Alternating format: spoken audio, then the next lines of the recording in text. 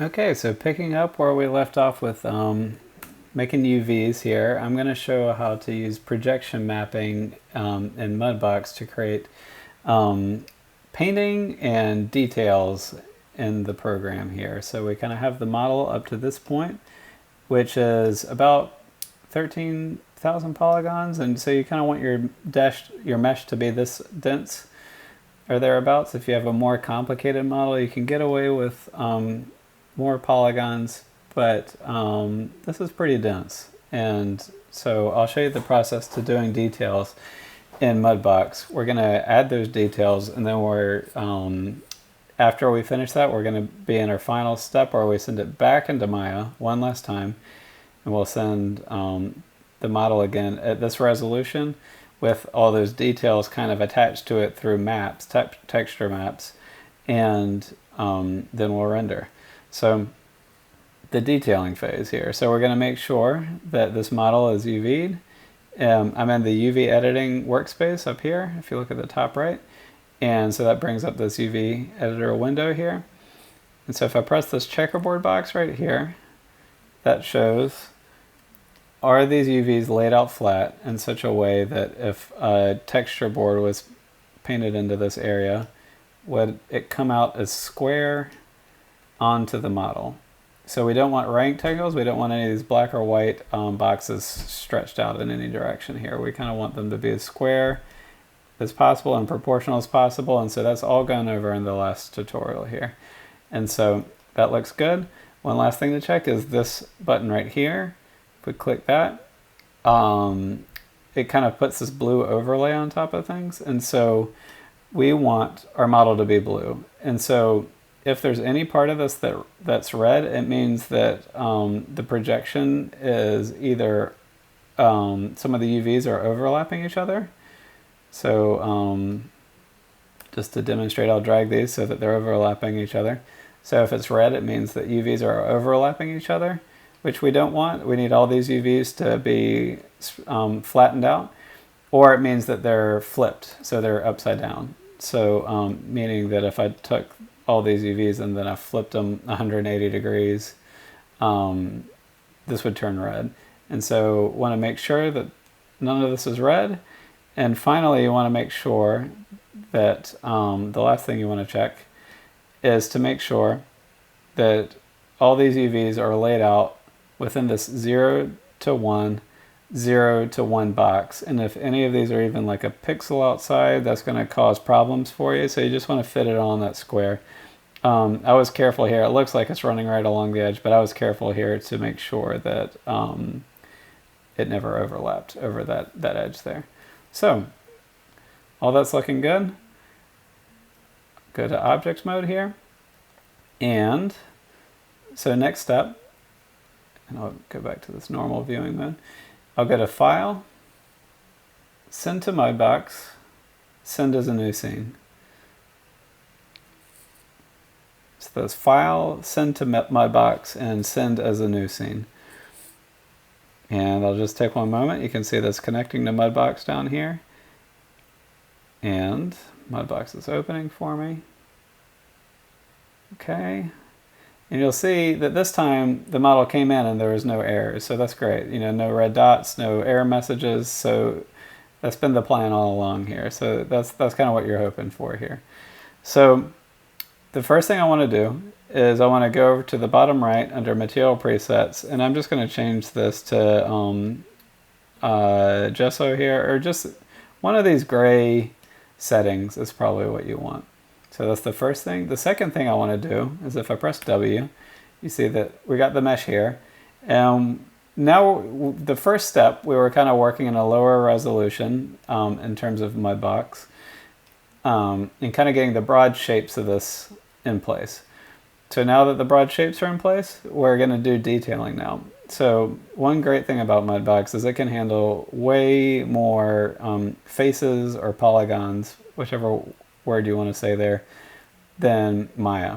It can handle, depending on your computer, your computer can almost certainly handle 1 million polygons here, and probably a bit more.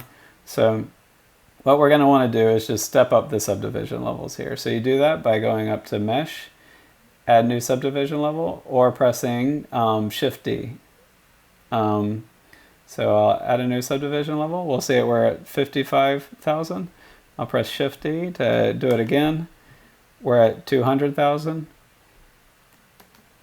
One more time. So we're at 800,000. And so finally I'm going to step it up one more time. So it's going to go up to, and it might take a second this time. So now it's up to 3,500,000 polygons. And so if we don't do that, the detail that we're about to do is not going to come through all the way here. So what we're going to do now is we're going to open Photoshop. And we're going to work with our tiled images that we made towards the beginning of the class, or that you can kind of continue to work on right now. So I'm going to open my texture image.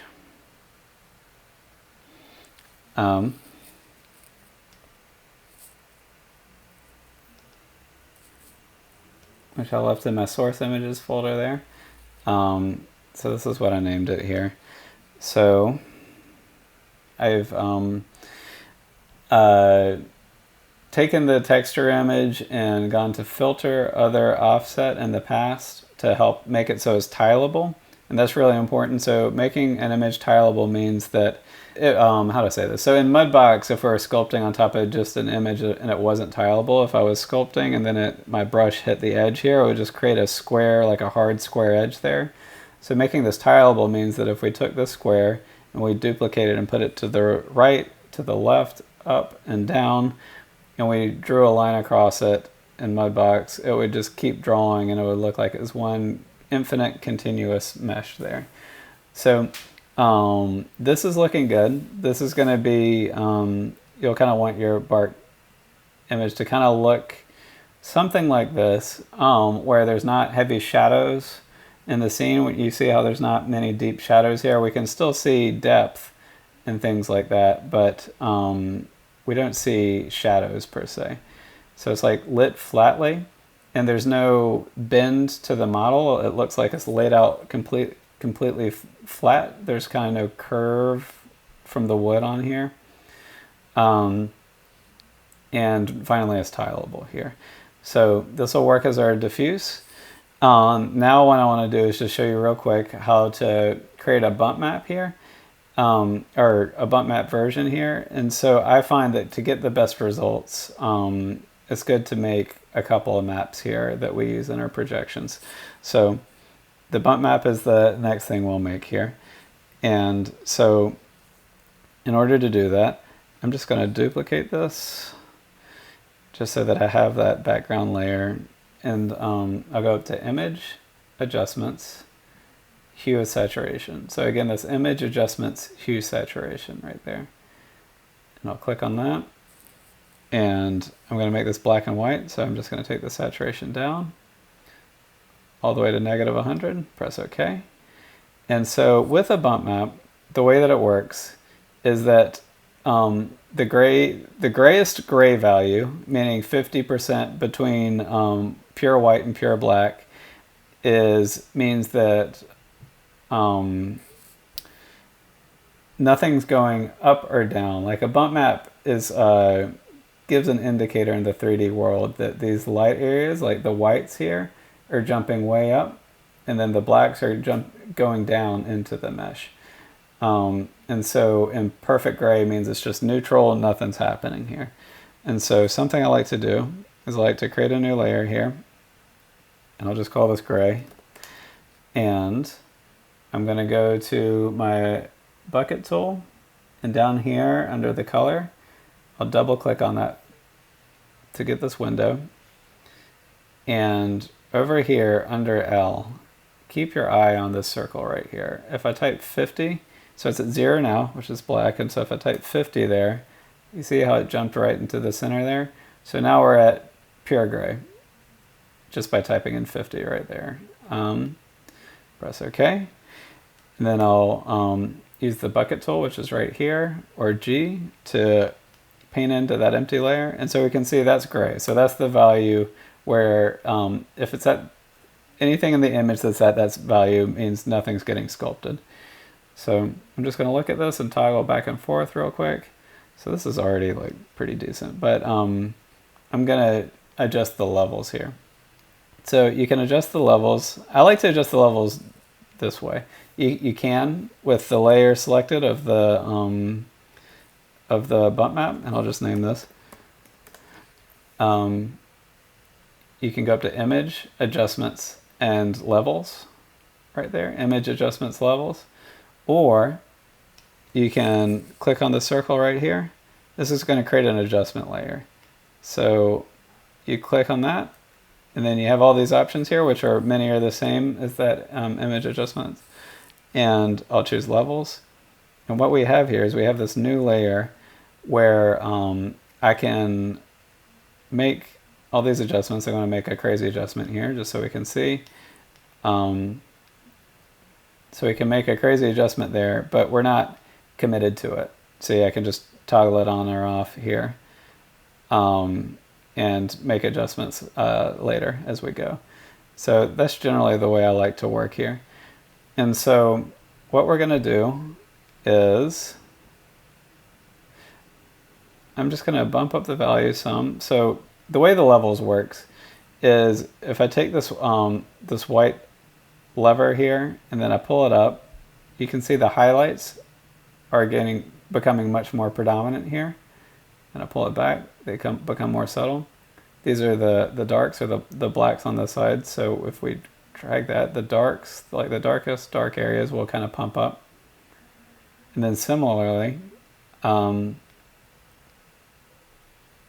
program's glitching here. And then similarly, this middle control, you know, we can see this graph here that's showing the RGB values. So there's a lot of midtones here right now. And so if we grab this midtone lever here and then we pull it this way, the midtones will get darker. Pull it this way, the midtones will get lighter. And so I'm just going to make a few adjustments here using this tool. And I'm just trying to get things a little more defined. I don't want too much contrast, but I like to use this opportunity to make some adjustments here. If I really want to fine tune some things, like these white areas right here, within a bump map, right? So white means it's going to like jump up off the mesh. I might want to gray those out so that those don't jump out so far. So I might just create a new layer and just, I see how I have the gray still selected there, and I'll just paint it in over top of it here. So I'm using, over here I'm using the navigator view. And this layer here, I'm going to call it paint. And I'm going to just undo what I just did there. So I'm going to name this paint. And I am just going to take the opacity of my brush here and take it to maybe 50%.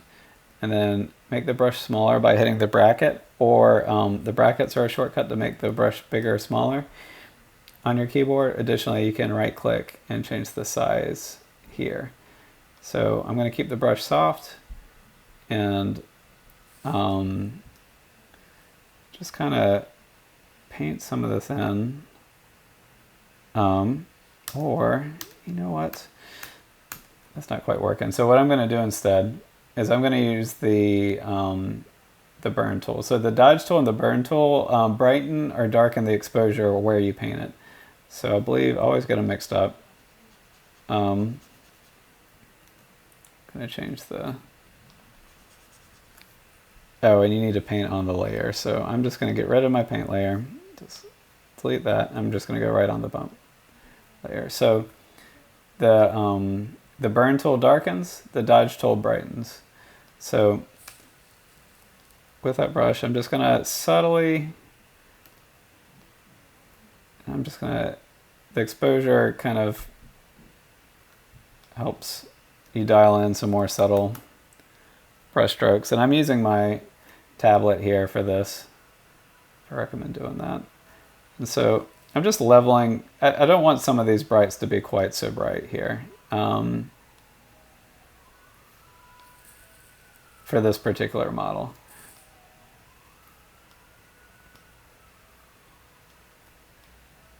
So I'm just going through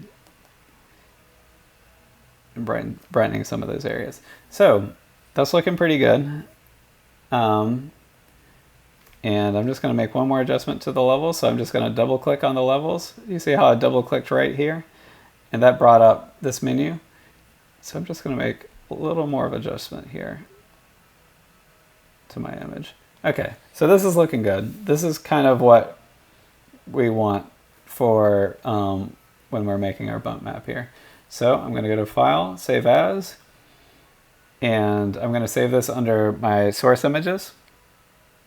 And I'll name this bump. Press OK. So now we got our bump map. The last map that we can add, I'm going to show later, and it's way more optional than these other two, and it's a bit more work here. So what we're going to do here with those two maps, oops, that's Maya. Going to open up Mudbox again, and we got our model. And so if you look up here, we have our Sculpt layer, or up in the Layers menu, we have Sculpt and Paint. And so, and then if you look down here in the bottom left, we have our Sculpt Tools and our Paint Tools. So we have Sculpting Tools and Painting Tools. And then we have Sculpting Layers and Painting Layers up here. And this actually works in a really straightforward way, and it works a lot like Photoshop as well. So for the paint layers, I just want to click on this, make sure we're in the paint layer. And before we get started, we'll just want to click this to create a new layer. So we'll click right there. And I'm just going to call this Diffuse 1. And you'll want the size to be 4096 right there. I prefer TIFF 16-bit floating point RGBA. Of these options. So if you look through here, I think most of these options are totally fine. This is just my preference right there. So, but the size we definitely want to be 4096. If we work at a size that's like 512 or something, we're going to be stuck at a really low resolution. On the other side, if we start at a high resolution and it ends up taxing your computer too much, it's very easy to downscale resolution in an image. And then here, we want the channel to be diffuse. Diffuse is Maya's word for just the basic color of an object. And so there's some other options like specular, where you can kind of adjust the specularity and do some other things. So diffuse is all we need. So I'm going to press that, and then in the layer menu, it'll take just a moment, and it creates this diffuse layer. So now we're ready to paint on the object. So with the paint tool selected down here, we have this paintbrush. And what I like to do before I even really get started is I like to just test to make sure when I do the paintbrush that it sculpts on, or it paints on the model, and there's not any weird stretching or anything like that. So that looks good. And so now we are really ready to go here. So the way that I like to do this is I will start with the sculpting tools here. And so I'm going to go over to Sculpt, and in the Sculpt Tools down here in the bottom left, and then in the Sculpt Layers menu here. So this is our object right here. That's our main object. And with sculpting, we can actually work in layers too, just like we do in Photoshop, just kind of with sculpting here. So I'll demonstrate that real quick. So I'll create a new sculpting layer, and I'll call this Detail.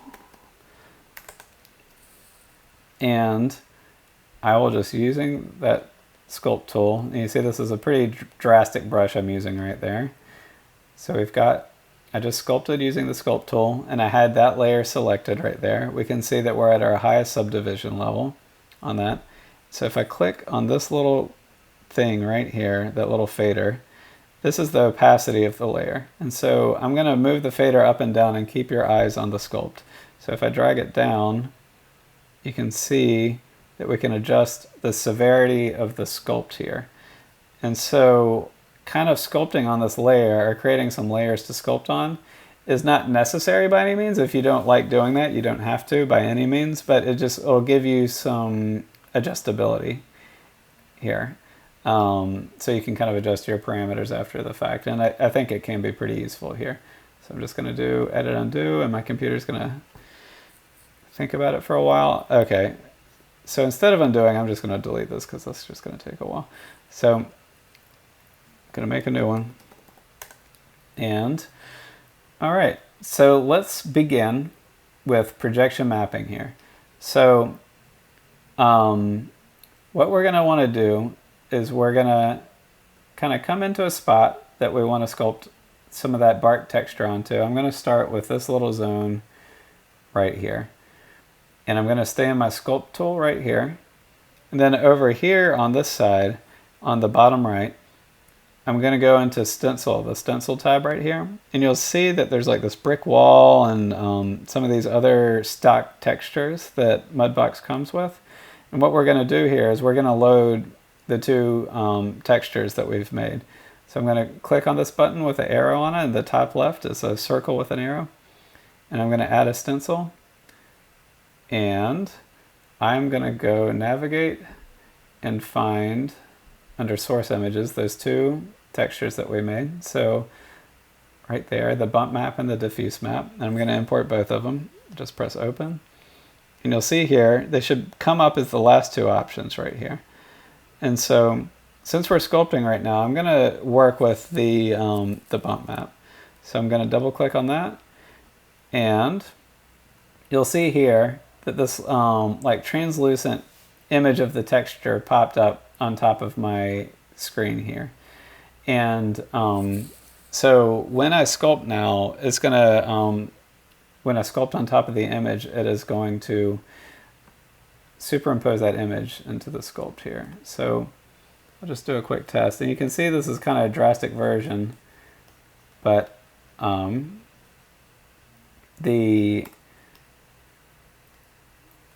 that texture map is coming on to the model.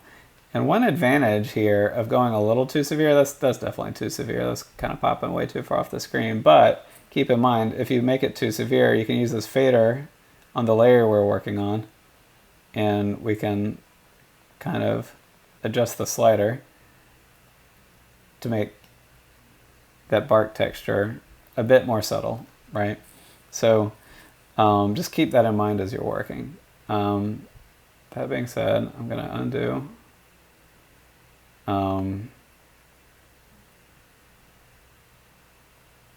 Just give my computer a moment to think.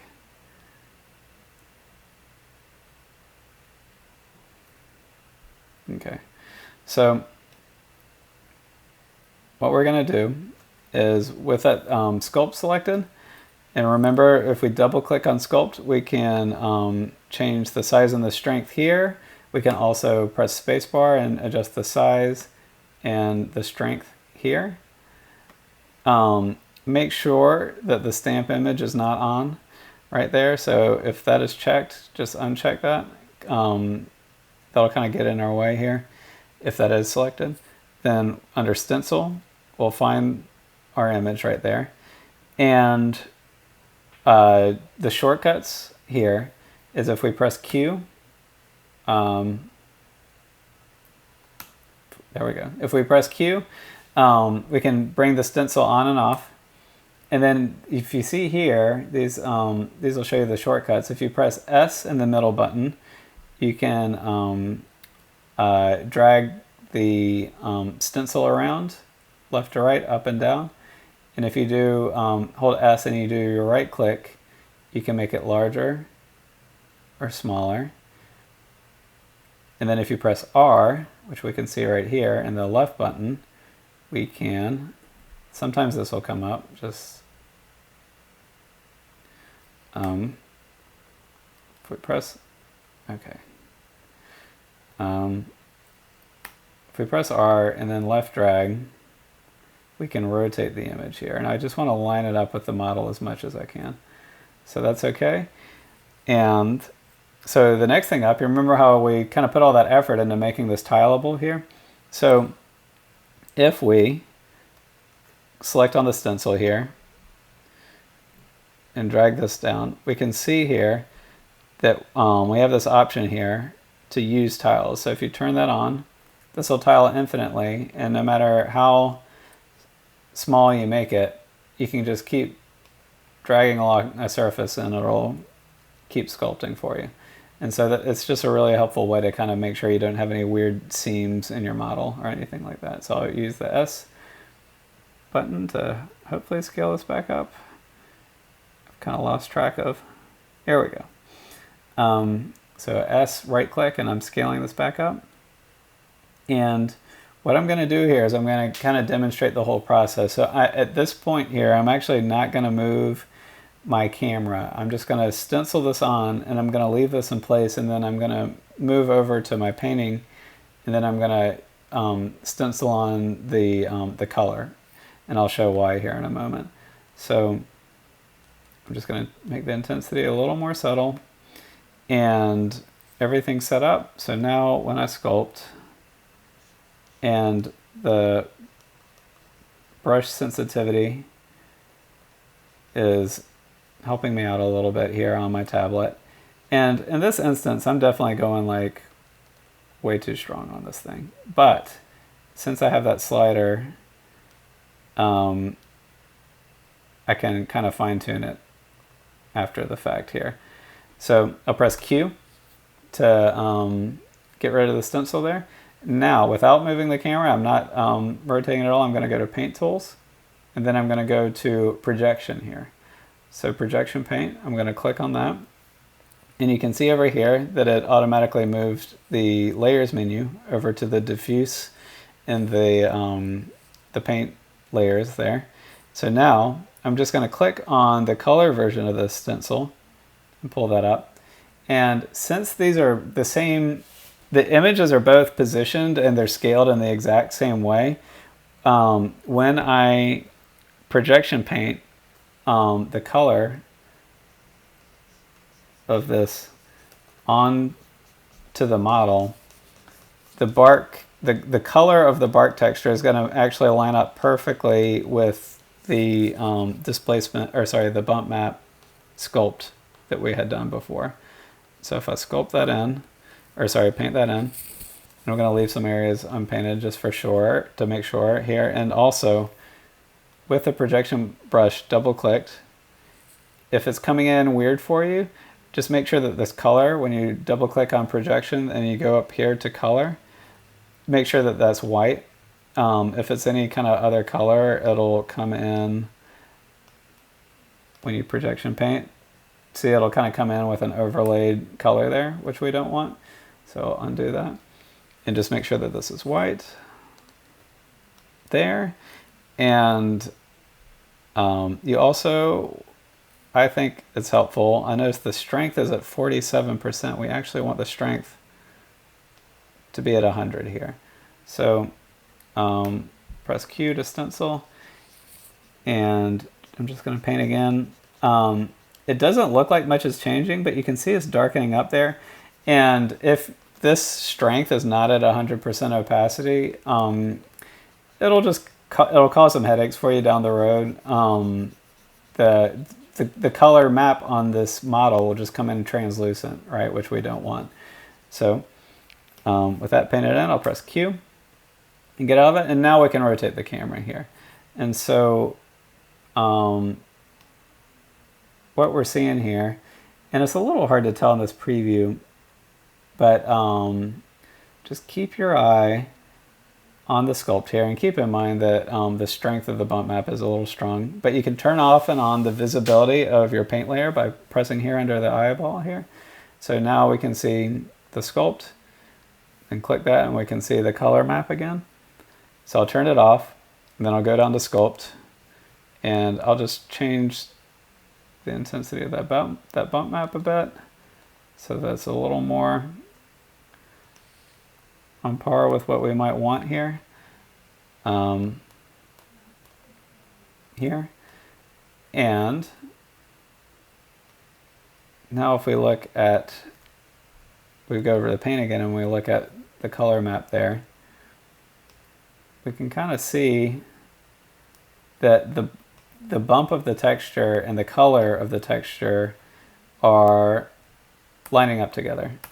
So that's very much what we want here. And so one kind of additional level of detail that I like to add is that third map that I was talking about before. And what that map is called the height map. And for the height map, what I do is I go back into Photoshop and I work off of the bump map here. And so what the height map is if you look at the, if I hide the paint here, this bump map level is very detailed, right? We're like getting into kind of like a sandpapery kind of level of detail. And what the height map is we're trying to kind of create a level between this sculpt right here and this sculpt right here, and use a map to help us paint that organically. So I'm going to open the bump map, and then I'm just going to merge everything here by right-clicking on it, and then going to merge layers here. So I just kind of want to get that all down to one thing here. And so now what I'm going to do, and there's a bunch of different ways to do this, but essentially what I'm going to do is I'm going to blur this way out to kind of get rid of this detail on purpose. And then I'm going to use the dodge tool and the burn tool, which are these two right here, to darken and raise the exposure in areas.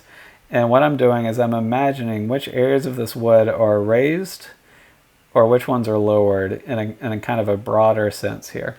And so what I'm going to do is first I'm going to select that. I'm going to go up to Filter, Blur. Most of these blurs are okay. I like Gaussian blur, so it's Filter, Blur, Gaussian blur. I choose that. We see that we get this nice preview here with the Gaussian blur. So just give it a second to update its preview.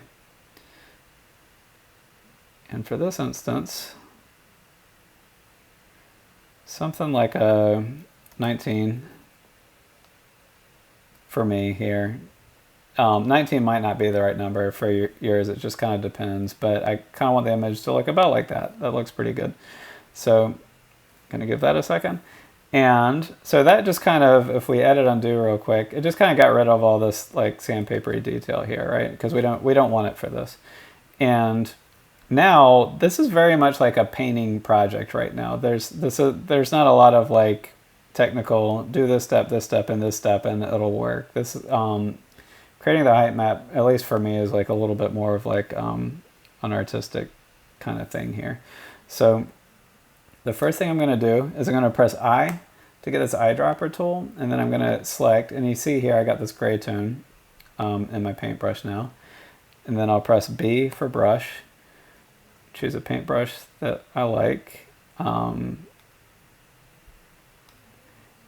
And here I just want to paint out some of these detail crevices here.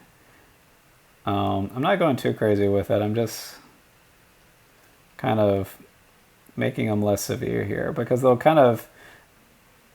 cause these huge craters in the scene if they're left to their own devices here. So, and I'm not worrying about coming up to the edge here. I'm just going to come all the way up to the edge whenever I need to. And we're going to retile this thing. So if anyone's a little foggy on the tiling process, I'll kind of demonstrate that here in a moment for this. So I've just kind of leveled this thing out a little bit and got that to a uniform place so that the darks aren't too dark there. And now I'm going to use the, you can do this one of two ways. We can use the burn tool. I'm just going to merge this, or we could kind of keep painting manually with a paintbrush. So I just merge those again. I'm going to go to the burn tool, which darkens. I'm going to increase the size of it because I want to work kind of broadly here. Okay. And I have the exposure set at 49. Let's see how that works. Yeah, so you see what I'm doing here right now is I'm darkening that area. And so I'm just imagining this area as being a little bit of a crevasse, like the mesh is going in there. And I'm just remembering what this model looks like overall and how some of this works. And just kind of creating, so the goal here is we're kind of creating a broader version of the bump map where we see some kind of broader changes in elevation in the model here. So I'm just kind of painting, and I'm really using the stylus here to try to get as much subtlety as I can here. And now I'm going to just switch over to the dodge tool, and I'm going to increase my brush size a little bit. So for some of these elevated parts, also just to kind of create a little more gradation here in some of this, I am going to add some more raised areas. And so just working like this, and that's a bit extreme. I might just go to, that's probably fine. This might be a little too contrasty here, but this is pretty good. So now, this is no longer tileable because I painted a bunch of stuff here. So in order to retile this, I'm just going to go to, and it doesn't matter that this lines up perfectly because this is kind of broader topology of the model. So it actually doesn't matter if it lines up with a bump in the diffuse map so much. So I'll just go to Filter, Other, Offset, and you see here that we get this plus mark. That's normal. Don't panic if you see that. We're going to try to drag these sliders, and we always just have to do this by eye a little bit until it comes down into the center here. So that's okay. And so now what I'm going to do is I'm just going to paint out these hard edges. We don't want those hard edges there. So, and we might need to do this a couple of times, but usually you don't need to do it too many times. So the first thing I want to do is use the patch tool. So the patch tool is right here. It should look like that. So the patch tool, if you're unfamiliar with it, is you're going to drag and select a circle of the place that you kind of want to have fixed. You want to have patched up. So I select that, and it creates a selection there. So whenever in Photoshop you see a dotted line dancing around that, it means that that area is selected. If you want to deselect, you can press Command and D, and that'll deselect.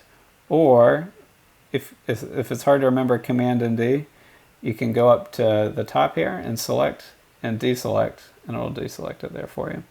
So select this area, you'll get a dotted line. And then all we're doing is I'm clicking inside of the selected area, and then I'm just dragging over to an area, and I'm kind of using my eye to see what's going to work here. I'll go there. I was a little too ambitious with the size of it here, but then I'll just let go. And you see how, and I'll deselect, and it didn't create a perfect fix at all, but it did at least kind of create a broad fix to kind of get us started here. So I'm just going to use this tool a few times. So I'm selecting the seam that I don't want anymore, just creating a selection there. And then I'm just dragging it to an area that looks good to me, and I'm kind of keeping my eye on the selected area as I drag, let go, deselect, and I'm just going to do this a few times to fix things up.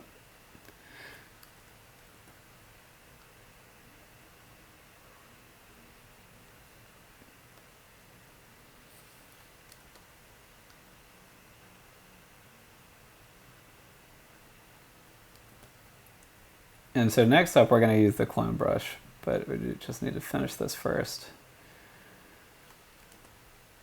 And so I'm deselecting each time after I do that by pressing Command D, so that's how I'm kind of able to work a little quickly here. So Command D again. So there's still some seams here. If we zoom in, I zoomed in a little too far. My computer's really lagging here. So if we look in this area right here, we can see where that didn't create like perfect patches. So this is where the clone stamp comes in. So the clone stamp, if you're unfamiliar with it, you press S and then you press Option. So those are the two buttons, S and Option. So what you do is you select your little target area right here. So then I'll press that, and I'm holding down Option. So I'm holding down Option and I press there. And then here I'll just paint with my left mouse. And you see how there's the circle, which is where I'm painting, and then there's a cursor back where I created that clone. And so wherever I paint with the cursor, it's actually painting from where that clone was created. And so here I'm able just to kind of, and I'll press Option again to create a new area. And I'm just painting out some of those edges there. So holding down Option, or pressing Option, getting my little target area, and then just painting out some of these seams. And the reason I said S before is that's the shortcut to get the clone stamp tool. So it's mainly the Option button that that we're concerned with here. So Option, I'm going to select from this area, and then I'm going to paint out that seam. And I like to, as you see, oops, I am not afraid to grab from a lot of different areas here. What I don't want to do is just press Option once and then paint all over the place. You kind of want to customize it for each little area here.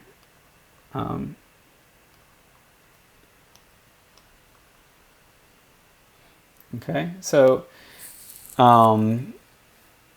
now that that's cloned, let's see, oh, there's another area, see right here.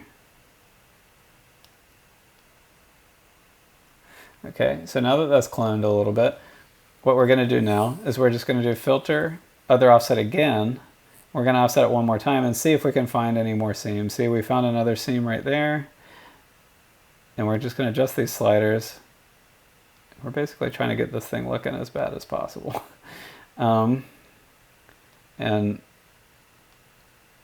Okay, here we go. And so I see two areas to fix. I need to fix this area and this area. And it's just kind of a rinse and repeat. This is a tricky one here. So it's going to require me to fix it a couple times. So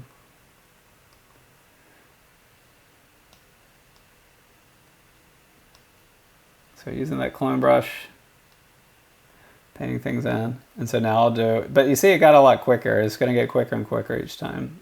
Filter, Other, Offset, one more time. And I'm going to offset it again. And when I look around here, I don't see any more seams. Oh wait, I see one more. Let's see. Just a real small one there. Okay, so this thing's ready to go. So this is essentially what a height map will kind of look like. So I'll go File, Save As, and call this height.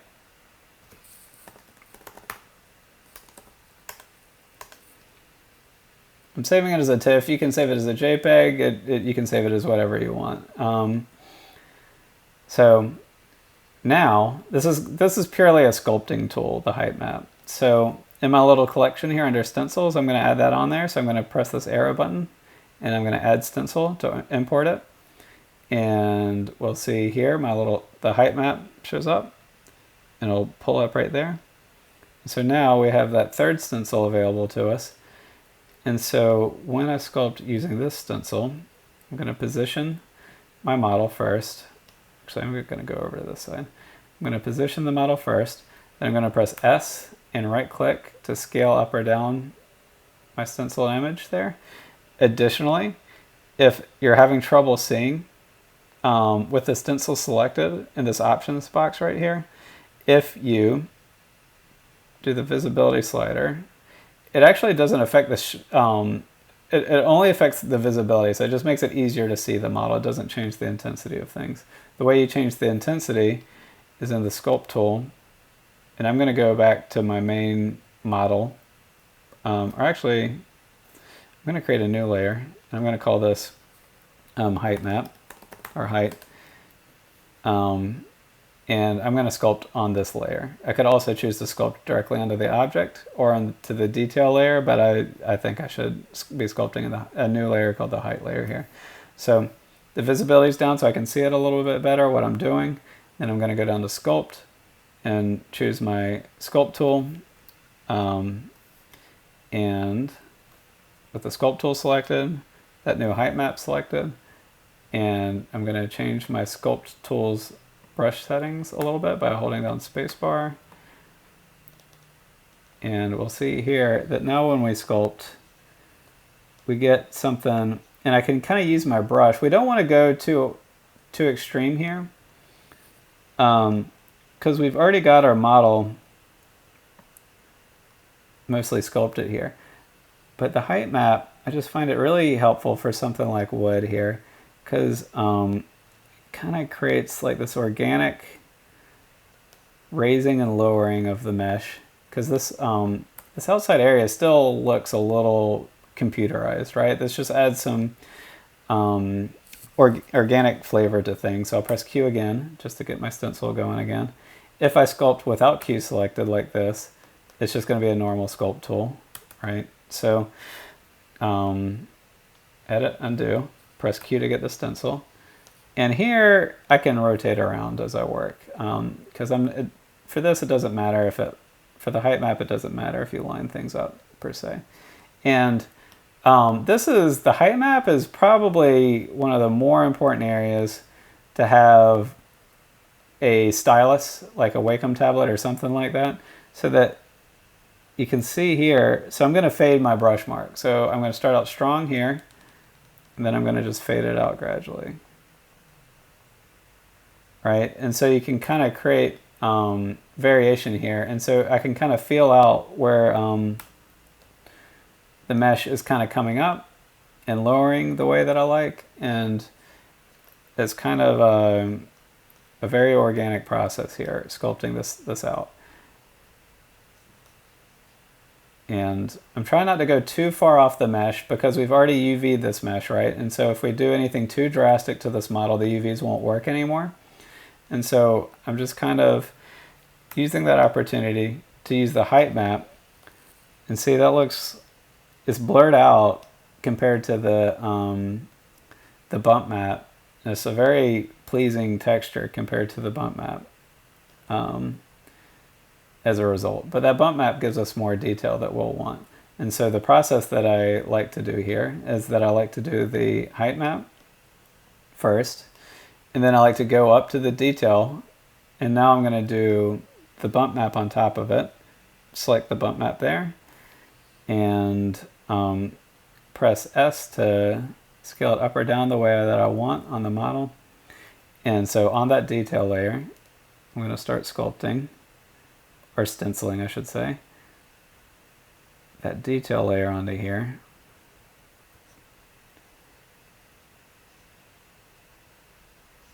And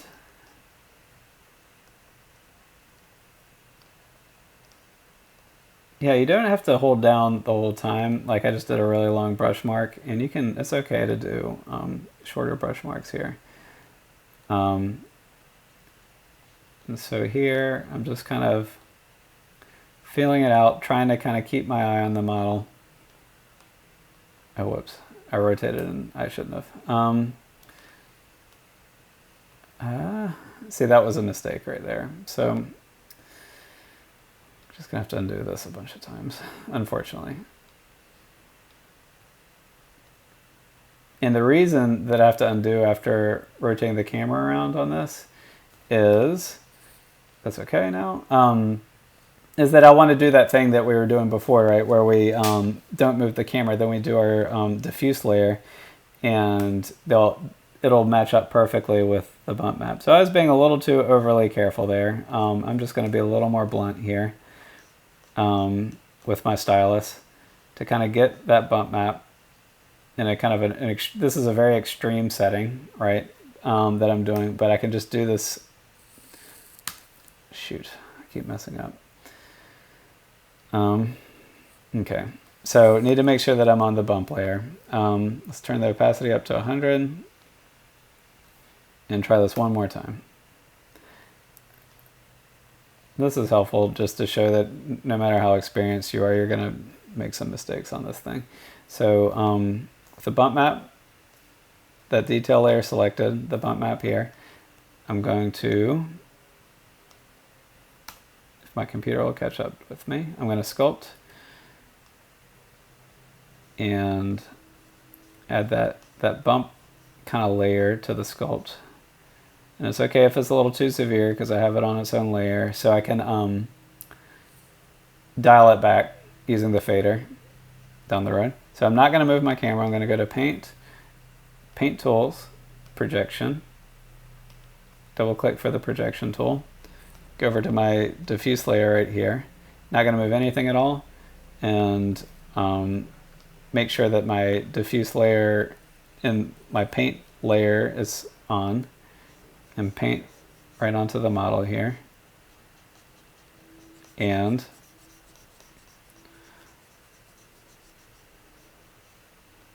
when I paint, and I make sure that I kind of press hard on there so that it comes in at 100% opacity. That's actually really important.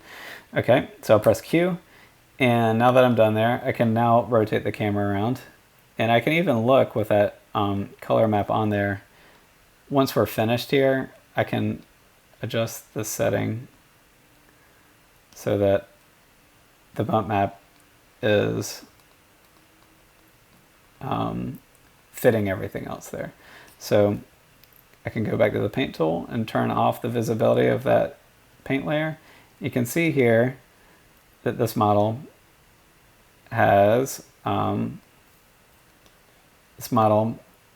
nice amount of detail here. And so we're just going to kind of do that over and over again over the course of the model here. So that's, sorry that was broken up into two sections there. I just kind of wanted to show how to use the bump map and then the diffuse map together with one another. And then I wanted to show how you could add the height map into it to kind of add a little more variation. And I feel like this ends up just looking a little more realistic with that added step. There's a little more kind of waviness to the model on that back side right here than there is on the front right now. And then one final thing I want to show on this, and this is all using the same technique, so no new techniques are going to be shown here, is I'm going to do the top of the stump. And so I just want to show that we don't have to use tiling all the time. Tiling might not be the best thing for everything here. So this is a stump that was chopped off at the top. And so I'm going to do the same technique, and I'm going to add in a new stencil for the top wood rings. And I'm going to choose that. And so here, tiling is just not as helpful, right? So I'm going to, with the stencil selected, I'm going to go down under Use Tiles, turn that off. And I'm going to use the S button to reposition this and scale it into place so that it fits on the model. And then the R button, and then just a normal click. That menu will come up to position it. And now that that's ready, I can sculpt in, and I'm on my detail layer up here if you look up there on this. This also shows that the bump map is not an absolutely 100% necessary step. This is the full color image that I'm using here for this layer, and it still works. It's just that bump map step in Photoshop just gives us a little bit more control over things. So I'm not going to move this. I'm going to go over to the paint. I'm going to turn on my diffuse layer. Then I'm going to go over to Paint Tools, turn on my projection brush, and that same stencil is still selected here. And so now, making sure that this is on, we're on our paint layer, we're in our projection tool under Paint Tools, and then this correct stencil is selected. Now when I paint, that kind of top stump area is going to project directly on top of where that bump map was projected as well. And so I'll just be sure to kind of click hard on this so that it's not translucent anywhere. Press Q when I'm done. And now when I rotate, we have the color of that top stump projected on, and we also have some variation in the height there. So if I turn off this layer again, you can see that sculpt is there. And those are the techniques that we use for projection mapping. And you can see here I went a little too hard on that. These are raising a little too hard off the edge. If we zoom way in on that geometry, it's just maybe a little bit too much. And so that's why this looks a little prickly when I zoom around. And I think ideally, you kind of want your meshes to have this kind of level of detail here.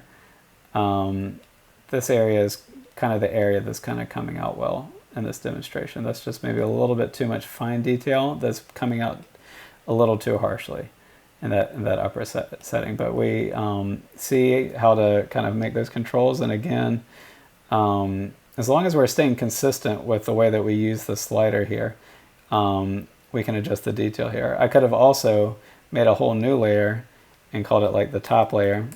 And then that way I would have had a, when I projected that top there, let's just do it on the bottom just so that we can kind of demonstrate. If I did that on the bottom, and I'll just press the S button to relocate it. So I'm on this sculpting layer right here, and I sculpt into it. And it's like, okay, that's way too harsh there. If we zoom in on it, you see how far that's coming off the mesh.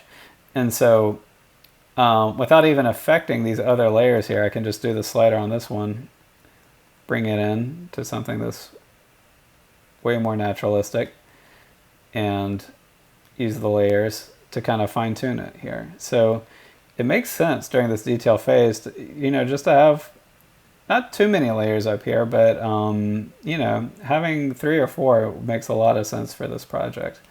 And so hopefully this all makes sense.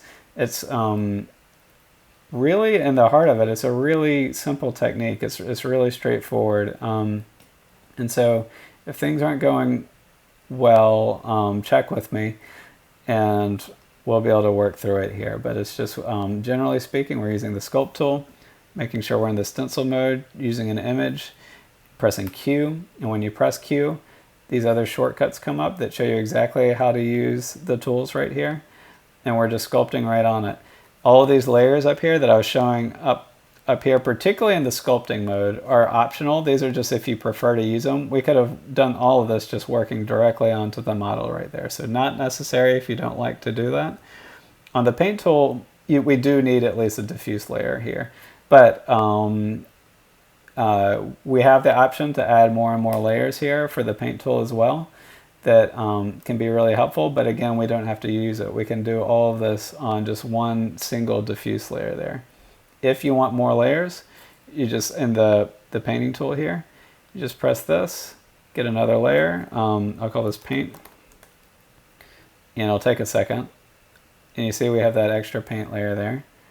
Go to paint tools, and I'll just do a basic paintbrush so we can see. And I'll make it a little smaller.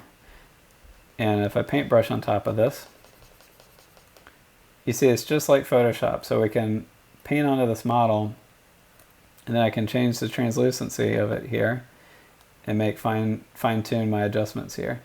And so this can be really helpful, having this additional layer here.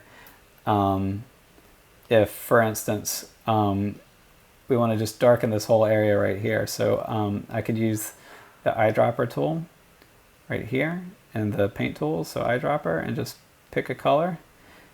That doesn't matter. So if that comes up, just ignore it. And go back to the paintbrush tool, press spacebar to change it, and I can just kind of paint on top of my model to make to kind of paint manually on top of the model to kind of help unify the sculpts here. And you can kind of adjust that just by doing the slider. So it's really subtle there and then really strong there. And so layers can be useful here. And the painting layers menu. I think in particular, this is the area where when I do this process, I usually have 3 layers in my sculpt layers window here, and then in my paint window I'll have several as well, and it'll just kind of help me out, kind of get this thing perfect in the process here.